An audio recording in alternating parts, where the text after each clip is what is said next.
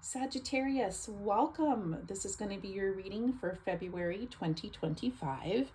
And you are in good company, as I am a fellow Sagittarian as well. So welcome to the channel. This is my very first reading that I'm putting on YouTube. I do tarot card readings, just have never done it online before. So excited to do my very first online YouTube channel reading and for my sun sign. So welcome if you are Sagittarius sun sign, moon sign, or rising.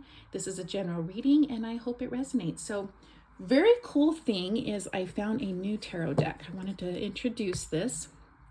For some reason, I've always been kind of drawn to crows.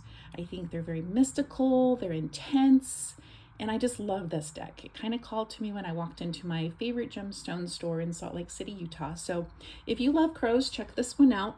It was created by M.J. Colonnane. Hopefully you can see that, but amazing deck. That's what we're going to use today. And I've been calling on my favorite gemstone. This is Julius. Yes, I name all my crystals. And he's always nearby as I do a reading. So we'll pop him over here. But beautiful, beautiful deck. The other cool thing is she actually has outlined a Crow Tarot spread, which I did yesterday, and it was fantastic. So that's what we're going to do today for our Sagittarian read. So let's get started. We will get this deck shuffled up good. And, you know, if something pops out, I'm not one of those readers that's like, oh, that's a message. That's just not how I read. I put it back in. I'm very particular about how I read, and my spirit guides and those that I call in to help me to do the reading, they know my process. So just so you're aware, if something pops out, I just pop it back in. And I kind of get a sense for where the deck is, and if I've shuffled it enough, let's do one more. And then what I'm in the habit of doing is what I call a triple split, which looks like this. And then the universe knows I'm going to read from that middle one. So let's put out that crow spread I told you all about. All right. This is what it's going to look like. There's 8 cards in this spread. There's number 1, 2, 3. Let's see, are my cards lining up? Yeah, not too bad. 4, 5. Interesting so far. Wow. 6. We have a 7th one over here. And then kind of to make it look like a crow, we put one up here that is the 8th card that is kind of like the crow's head. So again, this is for Sagittarius. This is our 2025 February reading. So we are going to start with this first placement here. And this is just kind of a foundational energy. This is our inner energy, our heart energy, if you will. So this represents, again, a foundation of energy. And let's see what we've got as far as, okay, so we've got the card of getting used to this deck. We have a 10 of Wands in reverse. So let's check that energy out, our foundational energy, and see where we're going to start today. 10 of Wands. Okay. Perfect. Okay. So what this card represents, or what it's trying to tell us, is it's a reminder. Oh, I love this. What a great way to start. A reminder to not put off small tasks because they can lead to a significant burden down the road. And you know, you've heard the old adage, you know, don't procrastinate. You know, it adds actually anxiety. I know I'm like that.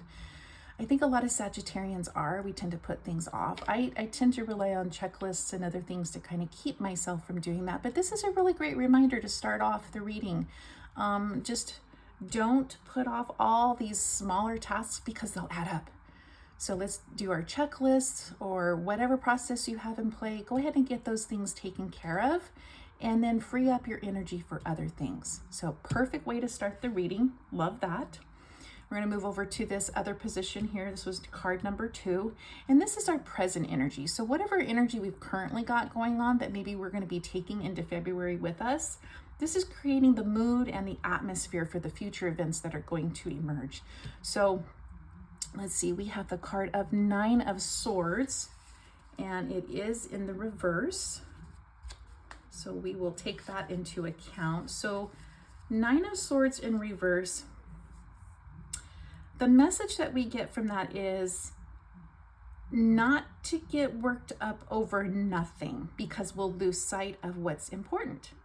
So we want to make sure we're focusing more of our energy on what's happening here and now. So again, present energy, and we live in the now. We don't live in the future, and we don't want to be focused on what may or may not happen in the future, because that can sidetrack us. So fantastic advice. Thank you very much. Card number 2. That is fantastic, so that we are preparing our current energy not to kind of sabotage us, not to worry about what might be coming or sidetrack us at all. So excellent, excellent. Love that card number 2. Card number 3 over here. So this particular placement is going to give us a heads up for anything that might be holding us back, or conversely, anything that could be helping us. So this energy is anything that's going to be supporting our goals, or maybe give us a heads up to things that might, add a little friction. So let's see what card we've got here. We've got the 5 of Wands. There's 5 lovely crows there with wands in their mouth. So let's take a look at what that position and what that card means. So 5 of Wands. Let's see. Okay, and it is in the upright position. So what that is telling us is, so we see 5 crows here. They're sparring in the sky, and each of them have a different color of wand in their mouth. And what that does is that symbolizes different philosophies, histories, skill sets, backgrounds. And on the surface, it kind of looks like maybe this is like a conflict that's a little violent, but it's really not. They are not battling to the death. This card is telling us that they are, having a friendly debate and using that debate or that energy to help move forward a project. I'm getting a sense that this may be,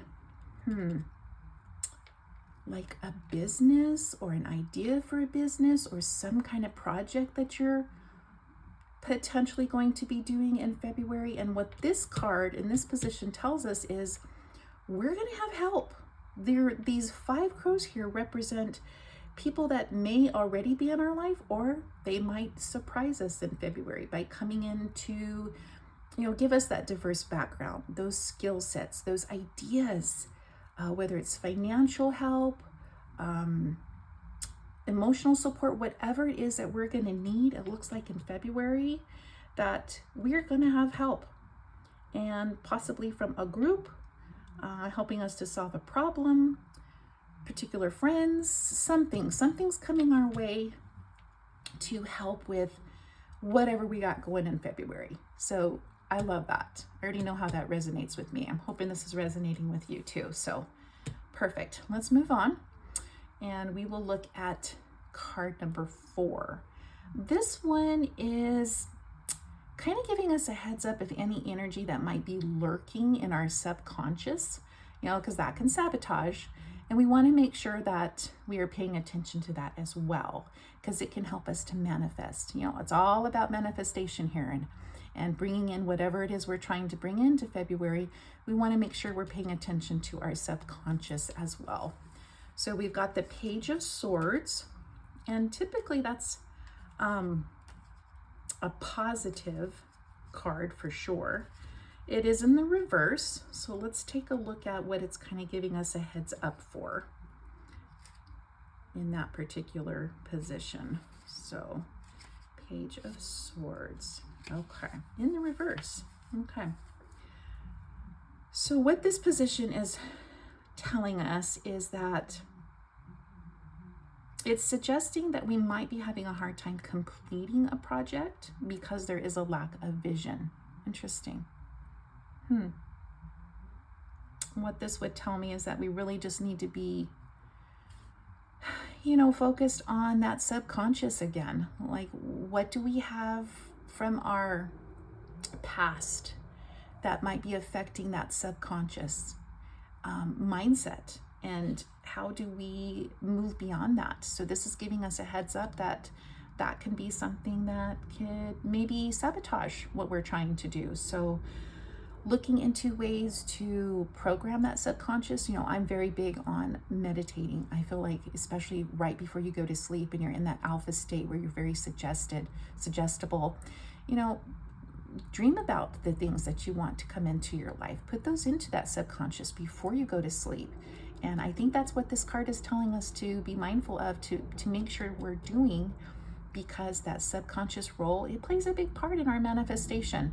And we want to make sure that we're not allowing fears from the past or things that are buried in our subconscious to derail what we're trying to do. So be mindful of that. Make sure that you're paying attention to your subconscious and meditate, put that out there, keep your vibration high, do all the things that we know that will really help to mitigate this. So that's what that card is telling us for sure. We're going to move to card number 5, which is down here. This is a really great card. Ace of Pentacles is always, in my opinion, a very positive card. So this particular placement in this spread is actually an advice card, and it's giving us a heads up of how important it's going to be to connect to source energy in the present moment. That's very important in anything we're trying to do, so that we can get rid of negative energy, that we can make sure we're grounded and we're being productive. So this card is going to advise us to resolve any negative habits or limiting beliefs.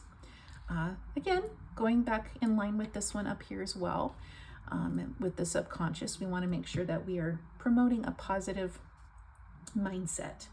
So the Ace of Pentacles, again, like I suggested, is normally a very positive card. Again, all of them can be positive or negative depending on what position they are in a spread. So let's take a look at the Ace of Pentacles in the upright position. And what it's going to tell us is it's representing financial security and manifesting. And when reversed, you may find a project or opportunity is lost. It may also indicate a setback after initial success with manifesting.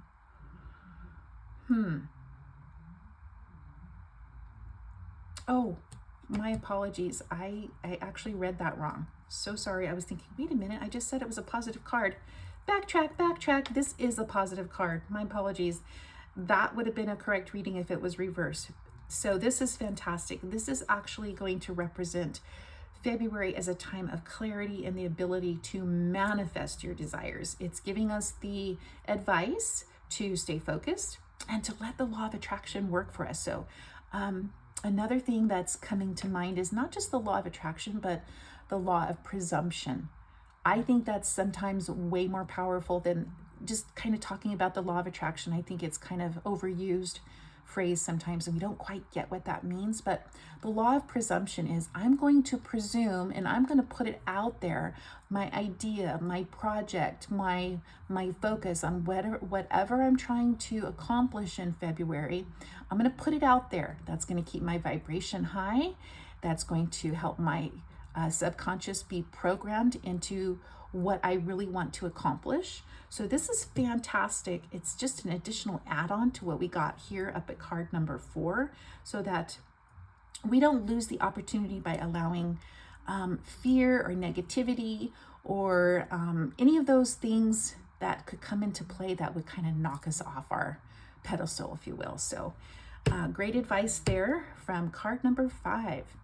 Let's move over here to the past. This is the past card. So what this represents is any experiences or energy from our past that can either help or hinder us. Now I'm thinking, because this is in the upright and the Queen of Swords is, in my opinion, always a good card. And I think for the most part, no matter where it is in a spread. So this is actually lessons from the past.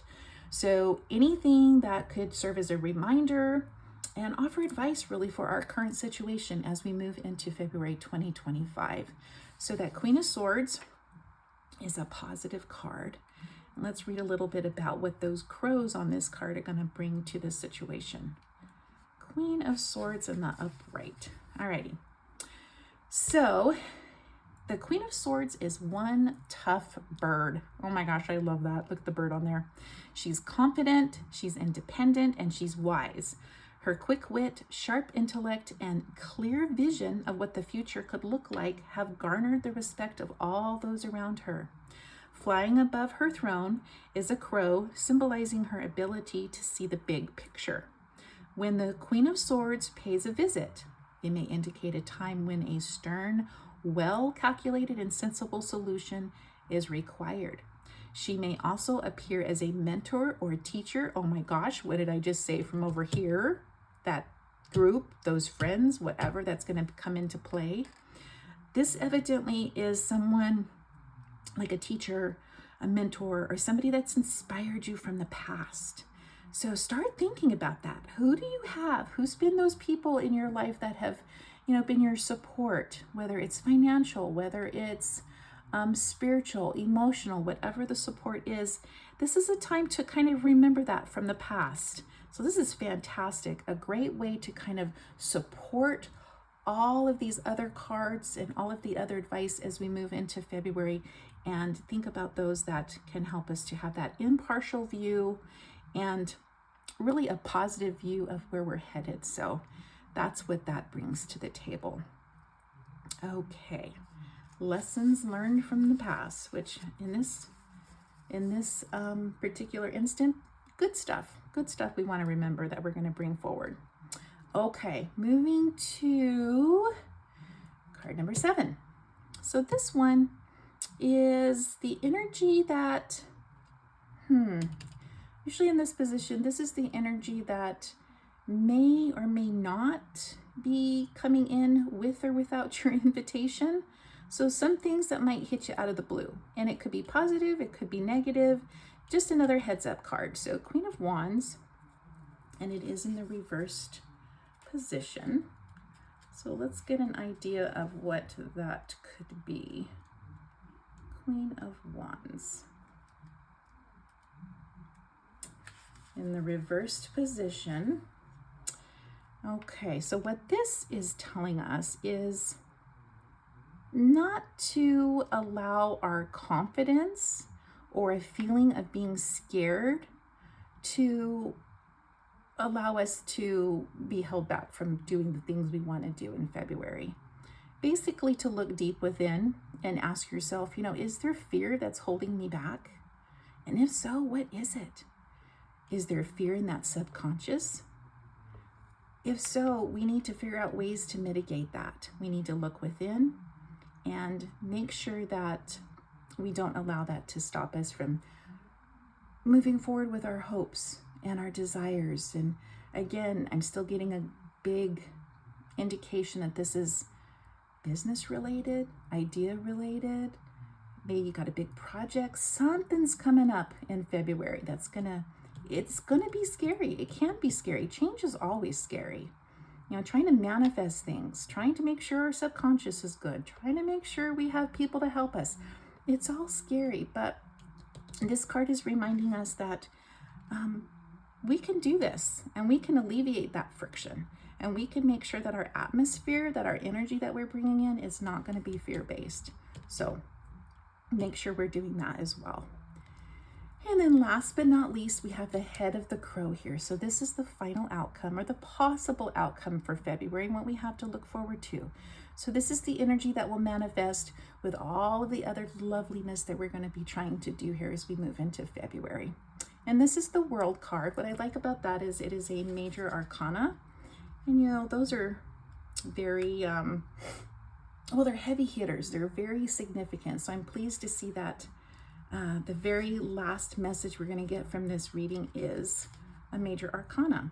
And the world is a good one to have. So let's take a look at what the message is with the world and it being in a reversed position. Okay. So right off the bat, it says this card could indicate you're trying to finish a project. Oh my gosh, were we not right in where this was all heading? Trying to finish a project, okay? However, you may have lost sight of the original vision and are now trying to figure out the next step. Goes hand in hand with exactly what this one said. You may also have experienced a break in a relationship without the closure needed to move on. So this could, I don't get a sense that this is about relationships, but I guess it could be. But relationships are important in anything, business, personal, any project, whatever that might be. Maybe there is some unfinished business per se that needs to be taken care of. Think about that. And if there is, make sure you're taking care of that. That actually coincides with that original one. Our beginning foundation energy here. Didn't it tell us to get on top of smaller tasks? Well, maybe there's some outstanding things like this that could be construed as something that would be a kind of a setback or something that's just kind of lingering out there that we do need to take care of. Get that closure so that you can move on. Take the time to look inward and use that as your internal compass. And that will point you in the right direction and will help the world card or your world. It will right itself once again. So excellent final advice there and outcome. I think this is a lovely reading. I think it points to an amazing February for us Sagittarians and some really exciting things that are coming our way. I hope you enjoyed this reading. I hope it resonated with you. Please leave a comment for me if you'd like. I'd love to know if it did. And thank you so much for watching. Until next time.